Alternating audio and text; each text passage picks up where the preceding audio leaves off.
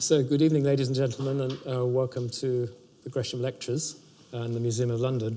First thing is an announcement that later on tonight you have to go out of the back entrance, which seems always to occur when I talk. I'm not sure whether there's a message in that. And if you're cold, I think they're going to try and turn the heat up. So I'm going to talk tonight about Bristol, which many of you in the audience will remember as an issue which dominated the newspapers and the television programs for quite a long time at the end of the 80s and the 90s. I want you to imagine that you're a parent who has just learned that your precious and beautiful newborn baby has got a major heart defect, which will need open heart surgery very soon. Imagine what the impact of that news is on you. And then when you find it out, imagine the journey to a specialist hospital like ours, which may be many miles from your home, and the uncertainty of what it'll be like, what it'll look like, what it'll smell like, what it'll feel like.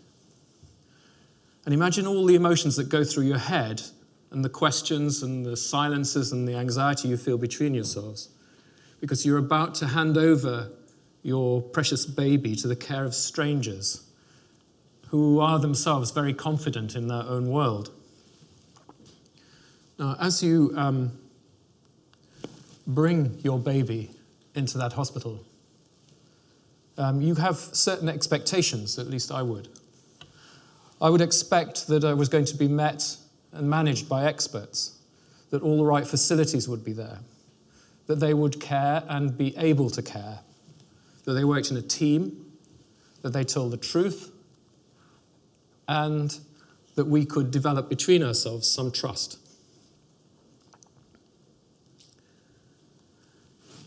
In Bristol, in the late 80s and early 90s, that trust broke down. And the effects of that breakdown in trust between the physicians and the surgeons and the parents is obvious in the faces of these women. Your child, when it goes into that hospital, has become the center of their universe in theory, but it hadn't in this case. Now, for most of us, our children are the most important people in our lives. We usually have and develop extraordinary levels of protection on behalf of our children, shielding them from the dangers of the world.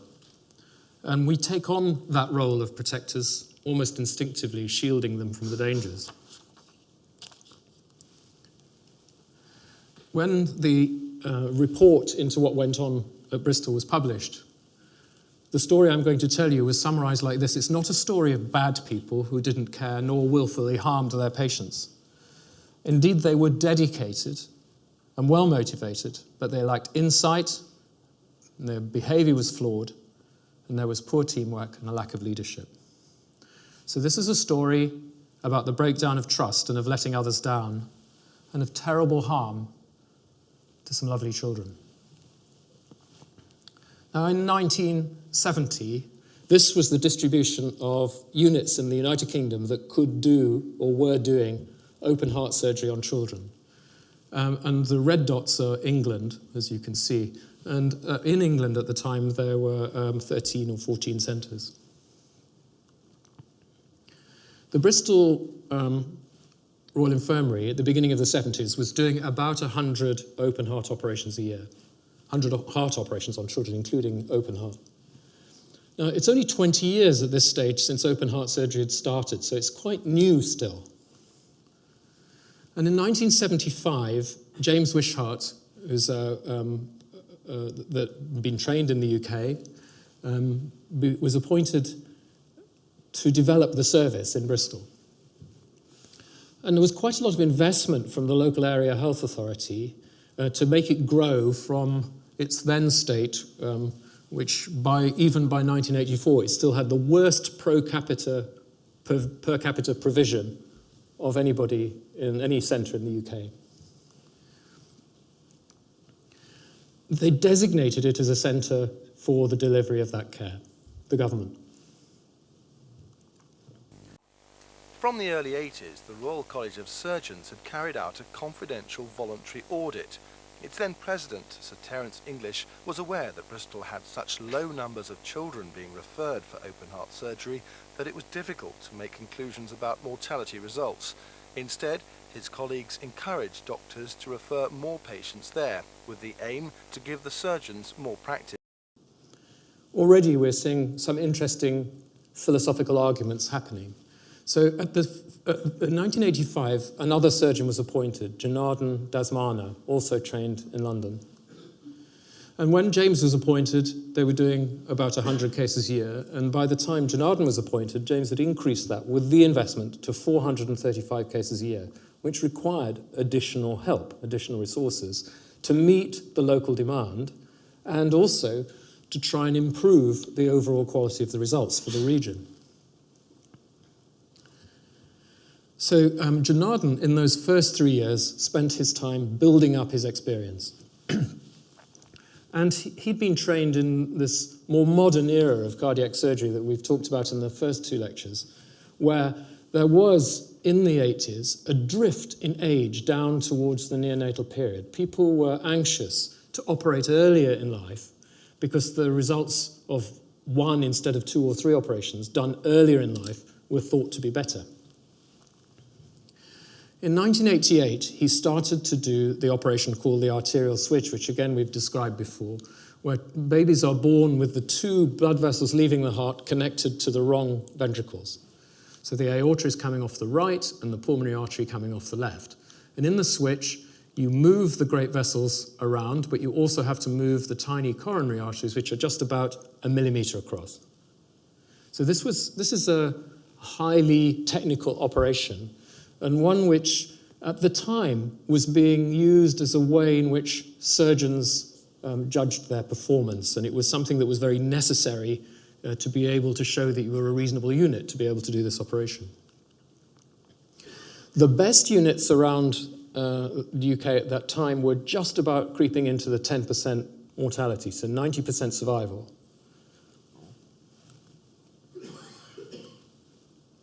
In 1988, in the same year of the switch program starting, an anaesthetist called Steve Bolson was appointed in Bristol.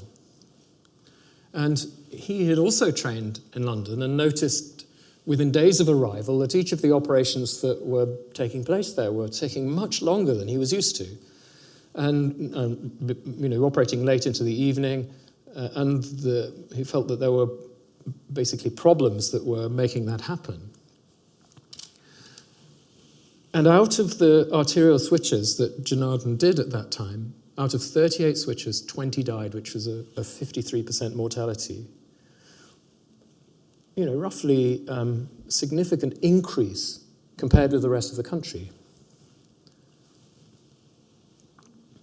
James Wishart was promoted. He became the assistant director of all of cardiac surgery, adult and paediatric, and chairman of the hospital consultants committee. Now, Bolson was so worried that he started collecting a private collection of results. And that in itself generated quite a lot of criticism for him and others later on. Between 19 and 94, he started to scrutinize the results, not just of Janardhan Dasmana, but also of James Wishart. And specifically, specifically, he looked at the results of this operation, atrioventricular septal defect repair.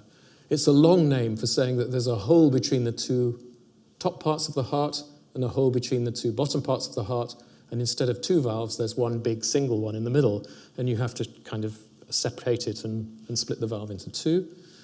And it looks very different in real life, and it's quite hard to sort out. So it was, again, not a completely straightforward operation, and one that in the newborn period, or in the young age, was quite difficult. The mortality at Great Ormond Street at the time and in Birmingham was somewhere less than 5%, probably around 2 or 3%.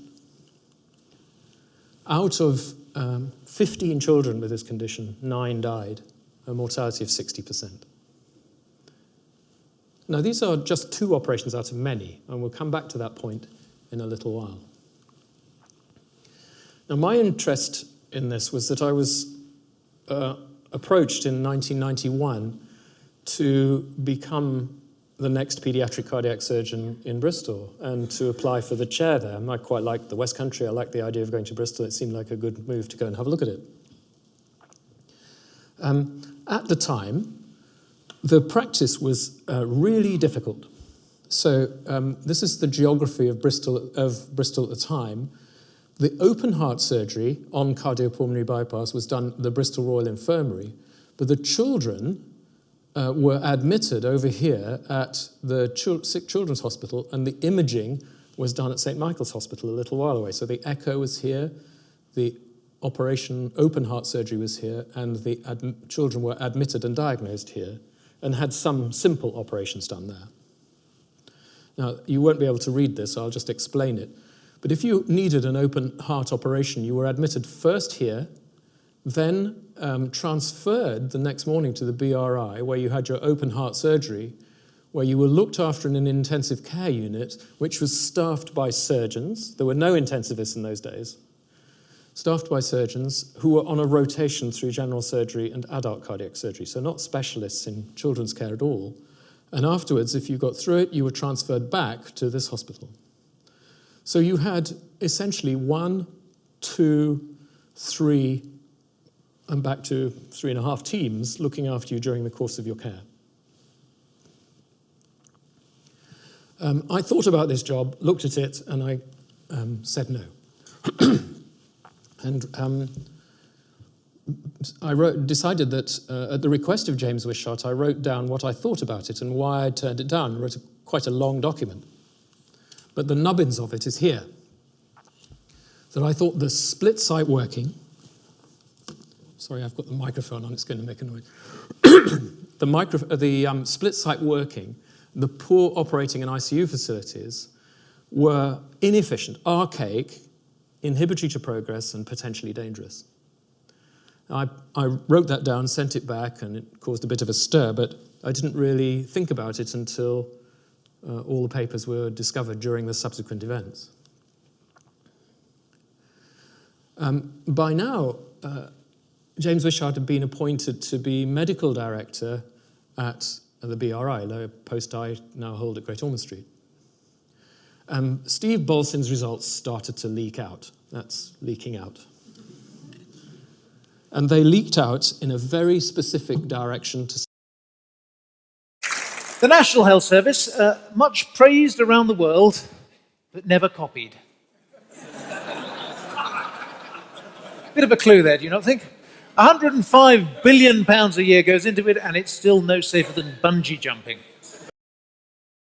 It isn't actually much safer than bungee jumping. It's a bit safer than bungee jumping. It's more like mountain climbing. But Phil Hammond, apart from being a local GP in Bristol and a comedian, also writes the MD column in Private Eye. This was the cover at that time. And he wrote this long article saying how bad the results were in Bristol based on Bolson's audit.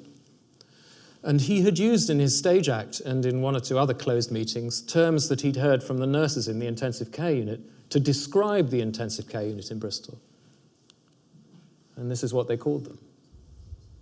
Can you imagine if you'd been bringing your child through the front doors of that hospital where this was the dialogue that was going on in the city, where you had been referred as a specialist unit to be cared for? Now, Steve Bolson not only leaked the results to Private Eye, but also, perhaps more appropriately you might think, told them to the chief executive of the hospital, John Roylance, who is said to have confronted James Wishart with the results, culminating in a bit of a fight. They both denied it later, particularly James Wishart, that had actually happened. Bolson also informed the Department of Health in the form of Peter Doyle, who was then the specialist representative. Another local hospital, Frenchay, was also sort of picking up rumours from the anaesthetists who were involved and reported it directly to the Royal College of Surgeons, saying, look, we've got a bit of a problem down here. We think the mortality is a bit too high and there's too many complications. What are you going to do about it? Janardon who was quite principled, said, I've had way too many deaths, I should not be doing these operations, and he stopped doing the arterial switches. He was doing a lot of other operations with results comparable with the rest of the country. Bolson's audit was shown to all the anaesthetists and to the two professors of surgery, one of cardiac and the other, John Farndon, the professor of overall surgery in Bristol. The Royal College of Surgeons visited the place and gave it a, quotes, positive report. I'm not going into the details of that, but it may be relevant later. James Wishart handed a copy of Bolson's audit to Peter Doyle in a cab at the station at Bristol, and he never read it.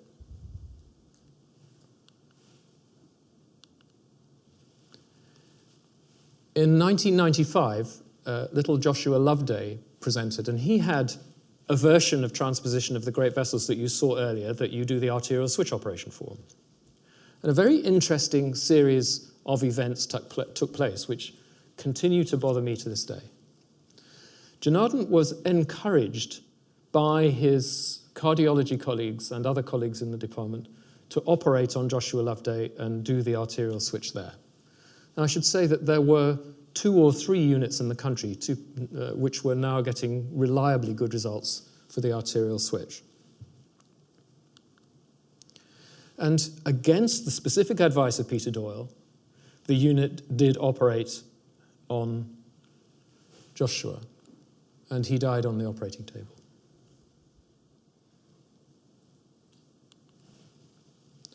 The parents by now, as you can imagine, having seen the headlines and listened to what was going on in the newspapers and with Phil Hammond's publications, had formed an action group to try and sort this out. And the British Congenital Cardiac Association and some others asked Stuart Hunter from Newcastle and my former boss, Mark de Laval from Great Ormond Street, to go and make yet another inspection of Bristol. And they said the data available to us was weak, but there was considerable disorganization and confusion in the ICU, generally poor communication, and it needs some new blood.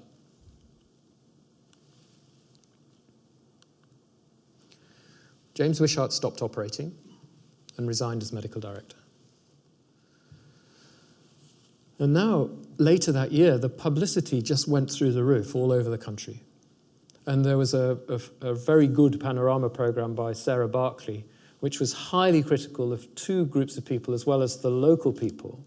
It was critical of the Royal College of Surgeons for their observation but no intervention, and it was critical of the Department of Health for not fixing this problem when there was feedback coming from multiple sources that performance here was not up to par. Steve Bolson had got so hacked off by now that he said, I'm not going to work in this country anymore, and he emigrated. He became professor of anaesthesia in Goolagong, I think. And that's Australia. Not unsurprisingly, this had all been reported to the GMC, and the GMC commissioned an investigation, General Medical Council, which is supposed to be our disciplinary body, we self-policing. James Wishart retired in 1997, and the GMC hearing began in 1998. The GMC hearing was hearing the cases of 3 people, I'll show you in a minute. Each day, they had to go into the General Medical Council past the campaign set up by the Parents Action Group, where the coffins of the children were made of shoeboxes, and where they had to be escorted in and out by police, day after day, week after week, month after month. It was very emotive, and the images were on every television program, every news item, every newspaper for weeks. The patients' names, the children's names, their children's faces became familiar, particularly, of course, in the West Country.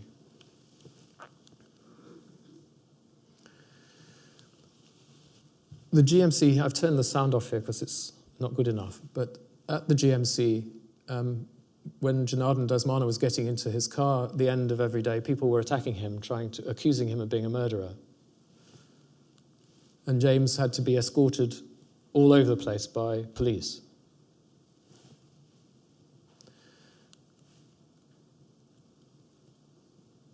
Janardhan Dasmana was suspended.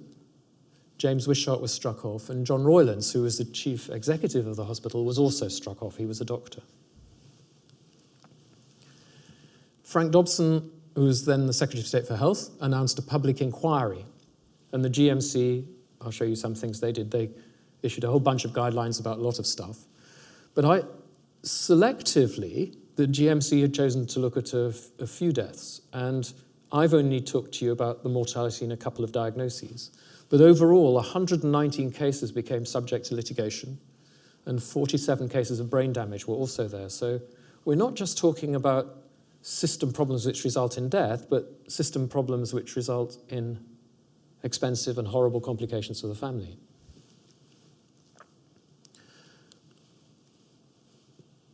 Now, I was a witness of fact at the GMC hearing, partly because of the document I wrote saying why I wouldn't go there, and at the Kennedy inquiry which followed, which I'll come to in a minute, and have personal memories of both. I was also an expert witness for the defence, actually, at the GMC hearing, and I've been in touch with a number of the lawyers, and I'll talk about what they've had to say in a little while. But I want to reflect on a question which has bothered me as a surgeon ever since that time. And I want to tell you what's bugging me about it and see if it has any resonance with you. Now, as a surgeon, it takes quite a lot of confidence to get up in the morning, to pick up a knife, cut a baby's chest, and feel that you can complete that operation well, and by the end of the day. You can't just get up and not feel confident because you've got to be sure that you're going to finish. Confidence is a huge part of being able to start. And sometimes when the outcome of a procedure has been poor and the child has suffered, it can be very difficult to operate the next day, as you can imagine. And I've felt it, and all the surgeons I know have felt that. And you rely on those around you to fire you up and get you back on the horse so that you can do it. Now, in a cardiac unit, and even in Bristol, it's very difficult to imagine that the rest of the team did not know what the results of AVSD and transposition surgery were at that time. The cardiologists would have to refer their patients to the surgeons, and they must know that they didn't come back to be seen in the outpatients department. They were not coming back to the BRI, to the Children's Hospital. I know, because when I visited the place to look at the job, that the results were actually being discussed between all the members of the team, and I know that they were well aware of quite a lot of them. I also know that there was significant internal pressure to maintain a regional unit to look after the children of the West Country, because it was a big geographical area and it had always been underserved. So if everyone in the team knew, and if there were decisions being taken which were related to keeping the operations going, why were only the surgeons appearing at the General Medical Council? Why were the surgeons the one who were being vilified? Just because the surgeons signed the consent form doesn't mean, I think, that they are alone in bearing the responsibility for what happened. Of course, the surgeon should have the insight and the moral strength to be able to recognize that you shouldn't be doing certain operations. But just as you need moral strength to get back on the horse, you might need just as much support and moral strength to get off it. And maybe you can't just get off it on your own. You need someone to help you stop working just as much as you do to help you carry on. And I think that's most effectively done by one's colleagues. So my question really is, where were the rest of the doctors at this time at the GMC? Of course, my primary sympathies must lie and do lie with all of the families and children who were involved in that case. But the daily humiliation of those surgeons will live with me for a long time, and the lack of criticism at the GMC about wider system issues, it was very distressing.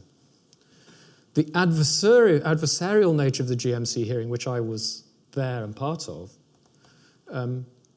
narrowed its focus of debate, made it more emotive, and exposed it to very simple headlines of blame and the accusations of murder that you can see. I have no doubt that both surgeons never had a murderous thought in their head. Never. I think they went to work thinking they could help.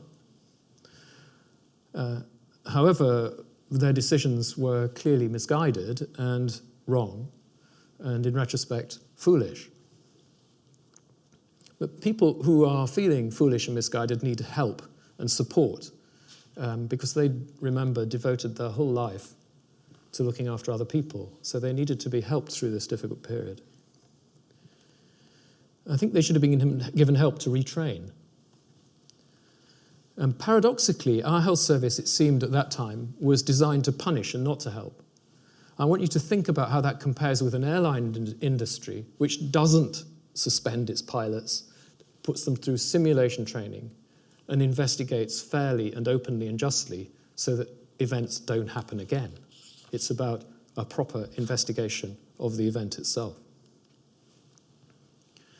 Now, I asked a number of the barristers who were involved in the GMC hearing what they thought of it in retrospect, and particularly this question about cardiologists. Roger Henderson was the QC for the GMC at the time. And he said that actually it would have been just too difficult and too expensive and too unwieldy to do it. It would have taken too long and we'd never have got anything done. And anyway, we haven't got time to look at all the cases. It's too hard. So that wasn't done either. So we were looking at a narrow focus of a very complex case. I asked Sir Robert Francis, as some of you will know from the recent publicity about whistleblowing and the Francis report, who was the barrister defending the chief executive at the time, what his memories of it were. And this is what he said. He felt like emigrating after the GMC hearing, which is a real shock to me. And he said it was the apotheosis of the blame culture, that at the time, somebody had to pay. And the media pressure was astonishing. Now, the data that were available to the GMC, I'm going to come back to data at the end of this talk, but the data that were available to the GMC at that time were quite interesting. We had been collecting, first of all the specialties in the country, voluntary, unvalidated mortality data from every centre in the UK, because we cared about getting our results better as cardiac surgeons. And we paid for that ourselves and put all the data in a single place, held by the society that we belonged to. In each centre, there was varying accuracy of reporting from different systems, the way we recorded things. No risk stratification. So if one child, for example, was half the weight and half the maturity of another one with the same diagnosis, that makes a difference in outcome, but that wasn't recorded. And it was just based on the operation and not the diagnosis. The results on the left show the crude mortality rates in the UK between 1984 and 1987. Bristol is on the left. So at a time when there was big anxiety about Bristol, look what was going on in other cities. And in the second era, the mortality had fallen everywhere except Bristol. This is very crude mortality. But you wonder in retrospect why we weren't policing some of these other high mortality units with the same rigor. And it was probably two reasons. One, there was an effective whistleblower in Bristol, and the second was that they weren't improving at the same rate as everybody else. The BMJ published a very good editorial which said that all has changed and changed utterly. British medicine will never be the same. I'm going to leave you to judge that in a minute. But lots of things were introduced. We had to start reporting our figures in an organised and compulsory way. The Royal College of Surgeons set up what they call a rapid response group. So if you were reported as being dodgy, you had the thought police come in and try and sort you out pretty quickly.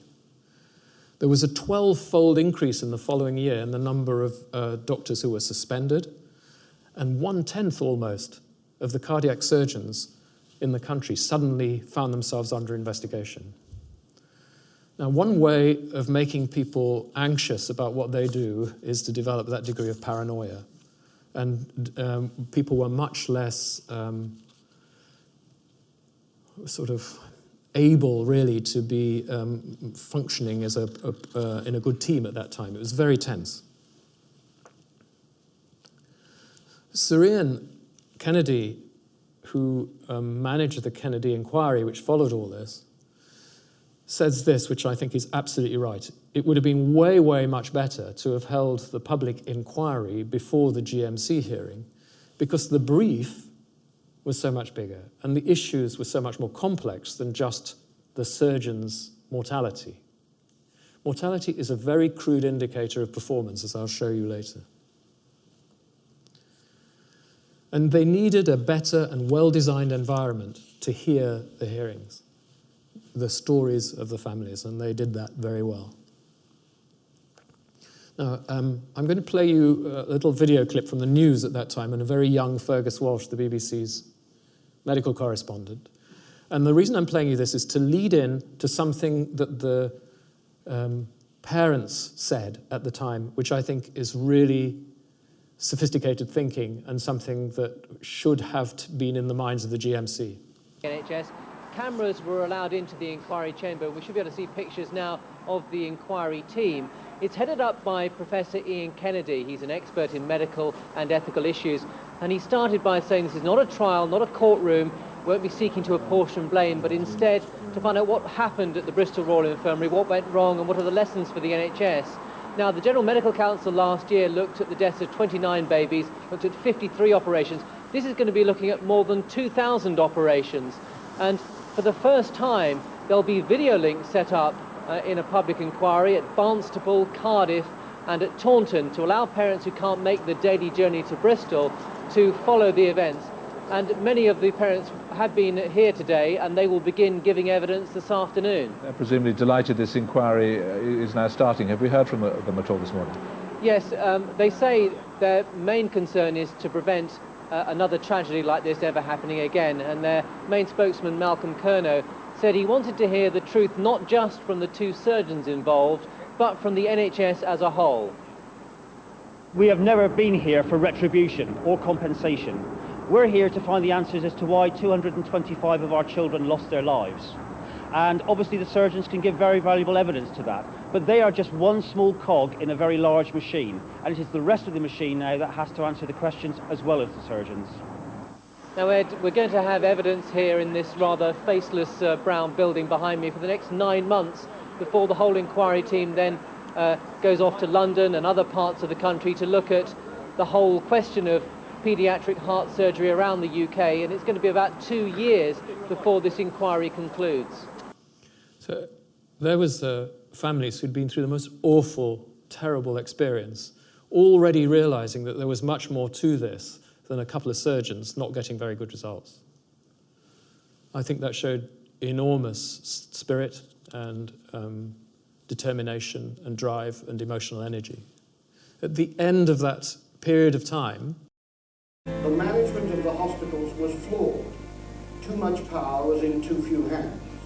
There was a club culture in which it was hard to raise matters of concern and harder still to get anything done. There was a club culture in which it was hard to raise matters and harder still to get things done in the management of the hospital. This was not a cheap inquiry. £15 million would now been spent in trying to sort this problem out. It was an excellent inquiry, and it produced 168 important recommendations for healthcare. I have not got time, of course, to do this. This is printed in the handout at the end. But some of these are really important. Better consent processes, better regulation of quality and safety, better management, good leadership skills, revalidation, national reporting system, incentives to report, standards across the service, better information, and public involvement and concentrating on the care of children. What's not to like? Surely we've done all that, haven't we?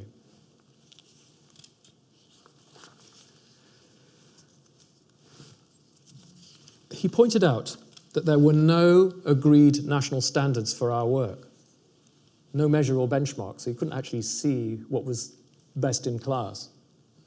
And there was confusion from the top to the bottom of the NHS in how you should control quality. And this was one of the very first times that moving away from managing a service into thinking about quality control was really dominant in both managerially and in the public eye.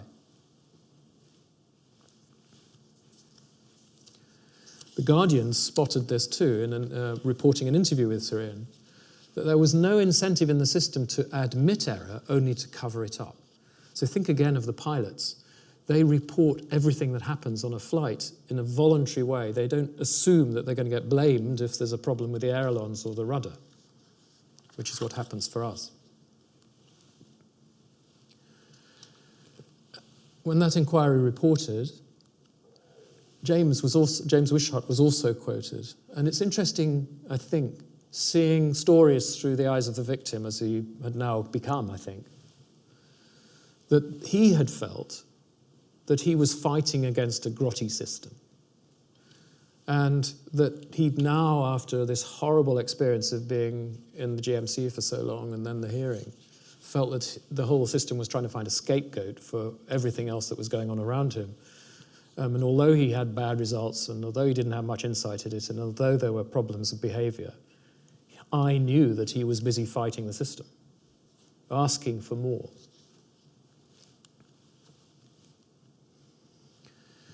Richard Smith wrote an article pointing out that actually, if you'd look carefully at all the other places around the country where no systems of quality control were in place, this could be happening anywhere, just as safe as bungee jumping. What came out of Bristol was important changes to the supervision of doctors in two ways. A thing called clinical governance, which is a network of these things on the left, and revalidation, which took a lot longer to organise. This is based on an annual appraisal and a 5-yearly review of your physical performance against criteria. It's been going since 2012. And in that time, only 120 doctors have had their licenses revoked. The bar is very low.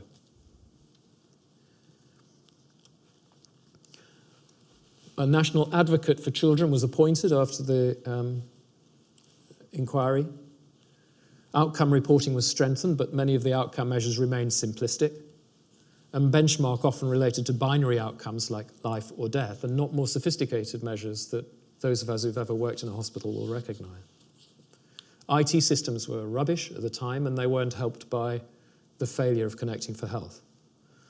And we hope that the development of electronic patient records and sharing of data are going to great change there. There's been no change, effective change, to medical negligence law, and the costs of litigation to the NHS have rocketed up. We have not got rid of a blame culture. Now, I've discussed before the desire of cardiac surgeons to be at the forefront and just to get better in a relentless pursuit of excellence. That's what, as a group, we felt very strongly. That's why we started reporting our results. And the concept was clearly not in place at Bristol at the time. And I think the desire to start those new operations was ambition. It was a desire to get good, but slightly flawed in its application. The NHS has a great opportunity to deliver best practice, and accepting second best practice should not be part of its ethos. Other specialties than cardiac surgery were also affected by the events in Bristol. The publicity which surrounded all this, and the organ storage problem in Alder Hey, which you might remember, put great pressures on paediatric pathology in Bristol, then regarded as one of the best services. The head of the department took early retirement, that was Professor Berry, and Dr. Charles, part of the department as well, emigrated to Australia too. And the trust at that stage decided there was no funding to replace them, and paediatric pathology was merged with adult services. The two remaining pathologists felt so undermined by this, they went to work in other places. Now, pathology is a special skill, and if you're going to have excellence in a department, you need the surrounding departments to work just as well. Now, at Great Ormond Street, I'm completely surrounded by experts in things that support the work that I do. It's an amazing place to work from that point of view. If you start breaking those systems apart, you do not get the strength that you need. Mr. Richard Spicer, who's here tonight, made many representations on the basis of these changes to senior management in Bristol, but to no avail. Samples and specimens are still sent to our hospital to this day for review, and that must undermine the development of services in a number of places. I think it exemplifies a problem of defining the border between raising issues and whistleblowing, which occurred in Bristol, and which have just been the subject of the Francis Second report. Now, I want to concentrate on the recommendations that followed in relation to paediatric cardiac surgery. A couple of things in specifics. Ian Kennedy said that there are too many cardiac units in the UK to deliver good care, and that there was no minimum number of procedures to be done, and that considerations of ease of access should not come into place. In other words, how close the centre was to you. You should be travelling to a place where the work was good. If you ask most people, they say, I'd rather go to the right team than 20 miles up the road, I thought. He thought the hospital had overreached itself, had limited experience, the management was flawed, and so on. You heard all that. But there were wider problems in the NHS, and at least one of those was to do with this flawed data that we talked about before, just poor single-issue data looking at mortality which wasn't validated. He also said Bristol was awash with data, but there was confusion about how it should be used. As a profession, we cardiac surgeons wanted to change things. And we knew that from the point of view of Kennedy and all our judgment, we should have less cardiac surgery centres in the UK. So Jim Munro, late Jim Munro from Southampton, on behalf of our society, travelled the country with a team looking at what should be the right size and volume for surgical centres.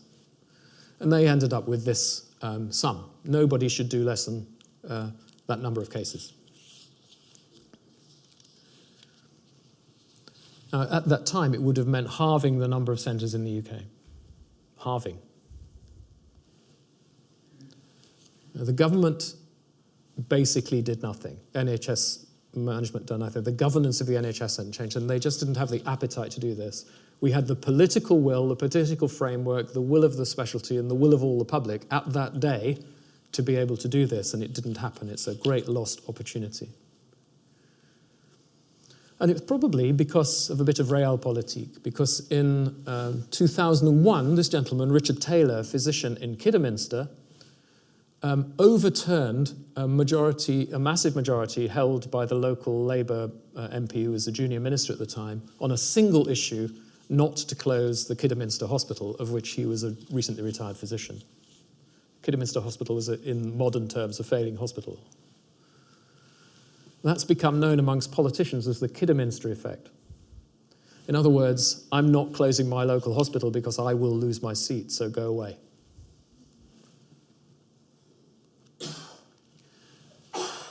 Also, realpolitik was that we wanted to change. And so, we got together with the cardiac czar, Roger Boyle, and the paediatric czar, Sheila Shribman, and organised a consensus meeting at the Royal College of Surgeons with every unit in the country present, agreed that it was unsustainable. Everybody came, and everybody agreed we should cut the number of centres down modestly from 11 to 7. And everybody thought their unit might be one that could be closed. All agreed that we should do it. Royal College of Surgeons published a paper agreeing to that as well. You'd think by now there'd be a sort of head of steam for this. So Bruce Keogh, now the medical director, you'll see his name in the paper most days, he's also a cardiac surgeon, and I'm glad to say used to be my registrar one day, a long time ago, set up the Safe and Sustainable Review, which I'm going to finish this talk talking about.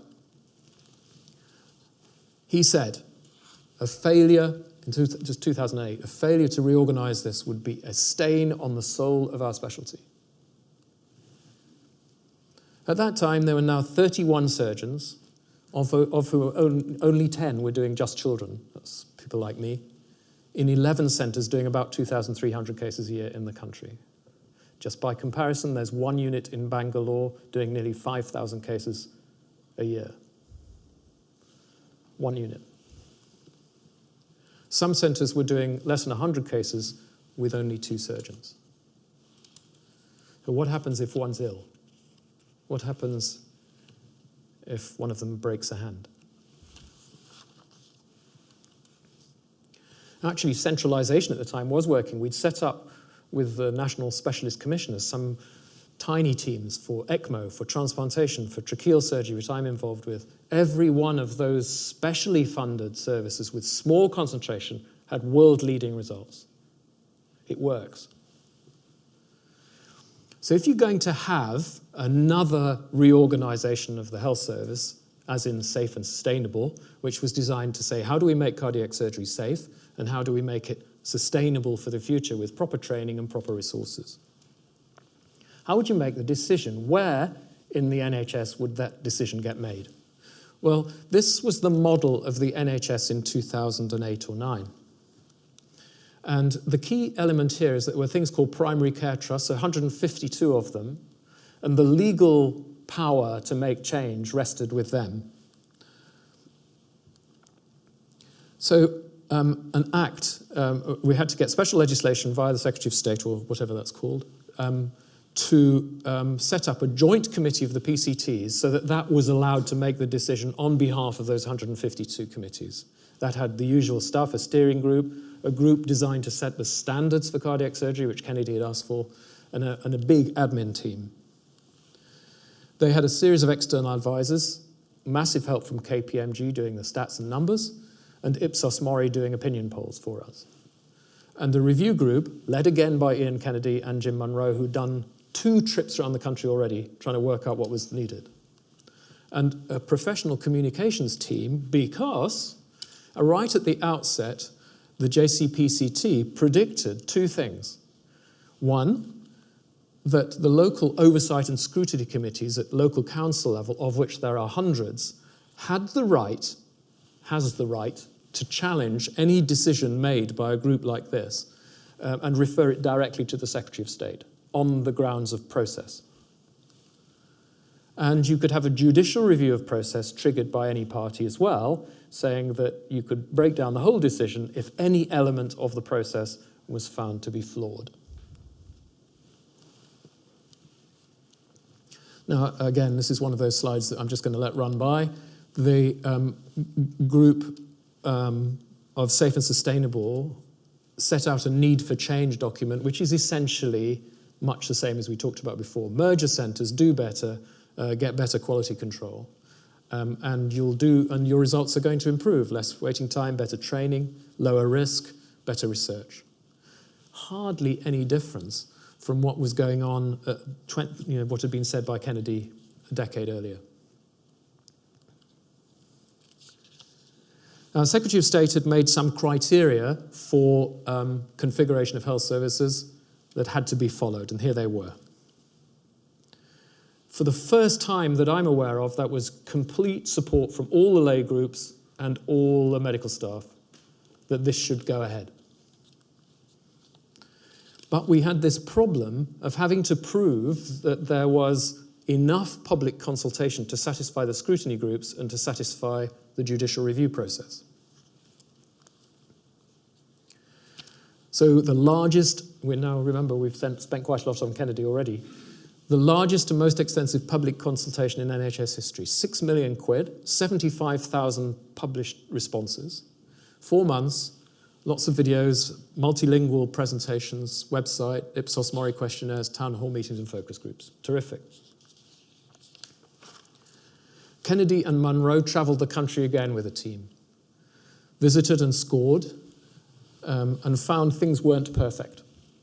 They found things weren't perfect in a number of centres. The decision was made in public, completely in public. And there'd been a decision-making business case, and the whole thing was webcast. And the decision was to de-designate Leeds, Leicester, Oxford, and the Brompton in London, and to reduce the number of centres to 7. Immediately, a letter appeared in the Times from the presidents of all the Royal Colleges say, well done, just the right thing, your patients will be safer and better off. Unsurprisingly, the de-designated units fought back. There was a judicial review, as predicted from the Brompton, saying that a number of us, including me, had biased the committee on the steering group and on the standards group in our own favour. We'd already made up our mind what the conclusion was going to be. We hadn't taken into account their respiratory services, and anyway, we needed to think more about research. On the research point, they won, and then lost on appeal sometime later, costing us £2 million. Then, immediately afterwards, there's a judicial review from Leeds, Save Our Surgery campaign, set up locally. And that was won. And it was won on a very narrow technicality about how one sub-score in a scoring system from the Kennedy report was not reported to the public. Didn't make any difference to the decision that had been taken, but it might have done. We then had the oversight and scrutiny committees from Leeds and Leicester and the local MPs creeping in saying, don't do it. So Jeremy Hunt then has another fallback position called an independent reconfiguration panel to review the process. Are you beginning to glaze over at all of this? Because I was. The IRP was chaired by an ex-president of the Royal College of Surgeons, Bernie Ribeiro. And it had nobody from the specialty involved and no patients associated with the disease. It was experts in hospital reconfiguration, NHS managers, and a lot of people who are expert in public engagement. And they said they were going out to get the views of people. 5 months of reviews. Again, travelling all around the country, getting more views. And at the end of that, Jeremy Hunt stood up in Parliament and said it was based on a flawed analysis of the impact of incomplete proposals, and he suspended the whole process. The whole thing, after all that time. 12 years after Kennedy. But in the same speech, he said at the end, we need to get on with this change. White man speak with forked tongue. And so, guess what? There's a new review. And this is a new review which is real heavyweights on it. It's chaired by Malcolm Grant, the chairman of NHS England, and Bruce Keogh sits on it, and everybody who matters. And it's going on now, and you can read about it every day. I want you to remember how hard it was to get a decision in this system, right? So then came Mr. Lansley, and this is the new system. Does anybody in the audience think it's going to be easier to get a decision out of this group of people? It doesn't matter whether you look at it as a set of squares or as a circle. It doesn't really have an inherent sense of decisiveness about it. So I decided to find out how we might look at this experience, and I found this brilliant book, which if you haven't read it, is well worth a visit. It's called The Blunders of Our Governments. And they say that these are basically characterising a bunch of policy decisions. These are the things that have gone wrong in governments making policy decisions. There are people in this audience tonight who know a hell of a lot more than this than I do, so I apologise if I'm not totally factual. But the first one was cultural disconnect. And I thought if we look back and decided whether we did that is quite an important thing. Were we guilty of making mistakes that other government policymakers had made? Cultural disconnect said, are we so far disconnected from what's going on the shop floor that we couldn't possibly get a policy to work? Well, actually, I don't think that could apply to us. We had all the patients, all the doctors, all the nurses, all the specialists, all the way through the process, and I just don't think that's right. I think we had a pretty good balance there. What about groupthink? Groupthink exists when members feel under pressure to maintain the group's cohesion against opposition from outside. So if somebody starts to really give you a hard time from outside, you probably should be taking their views much into account. I think we are a bit guilty there. When the Brompton and Leeds started to have a go at us, we probably would have had them better in the tent than out of it at that time. We had set up the committees to be representative of professional bodies and not to have people from each individual hospital. But better engagement at that time might well have improved the quality of thinking. Prejudice and pragmatism. This is an unquestioning belief that some kind of policies can be counted on to work better than others. And for us, we felt pretty confident that a surgeon doing a minimum number of operations was a good place to start. This goes back to the basic principle of Gary Player, that the more you do, the more you practice, the luckier you get. And the more operations you do, in my experience, the better you get at them. And I think most of us choosing a surgeon would rather go to someone who did a lot than someone who'd done one in the last 4 years. Okay. Put your hand up if you'd like the one who did it. It didn't seem very difficult to us, and I think that's right. And it was certainly incredibly hard to prove that the more you do, the better you get. So that IRP, they just didn't want to go there. And given the relatively low mortalities, mortality is a bad indicator of comparison. We should have looked for something much more sensitive. Operational disconnect. This is about doability, the sort of can you make the bedroom tux or the pole tax work. And this really relates to what we planning able to be delivered. We had not adequately considered, I don't think, the impact of the surgeons and the doctors and the nurses from each of these places, because we were concentrating on the patient. But the closer it got to the likelihood of a decision, the more people started to put their own personal lives on the table and start to think, well, what would happen if I have to move from Leeds to Newcastle or vice versa? And panic, symbols, and spin. This is the response of ministers usually to media and public outcry.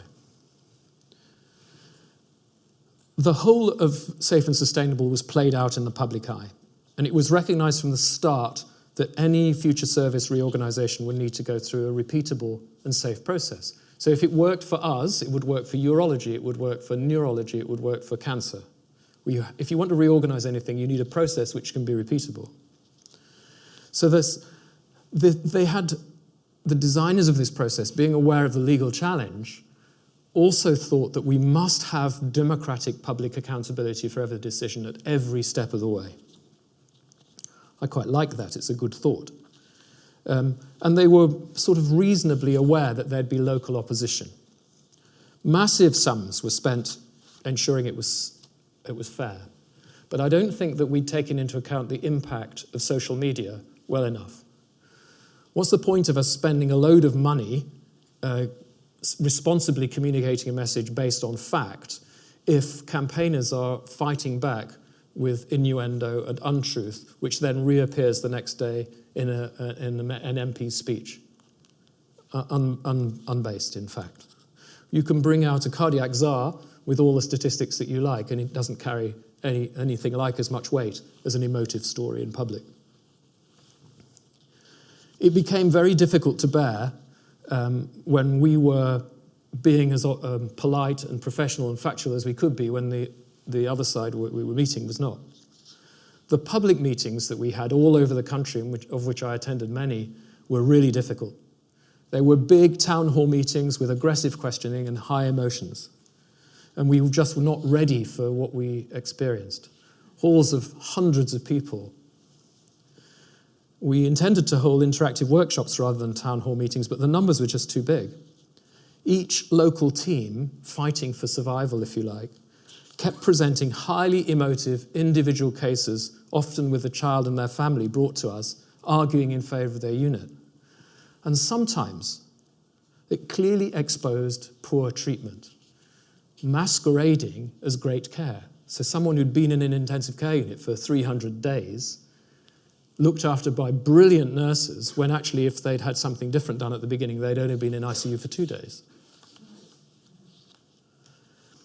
It was especially upsetting to hear reports from parents in certain units, not others, of how good their bereavement services were. Several clinicians, including myself, were put up as spokesmen by the programme for the media, and it was very tough. We were asked to explain the case for change, but we actually became the face of a decision. And what's the lesson learned here?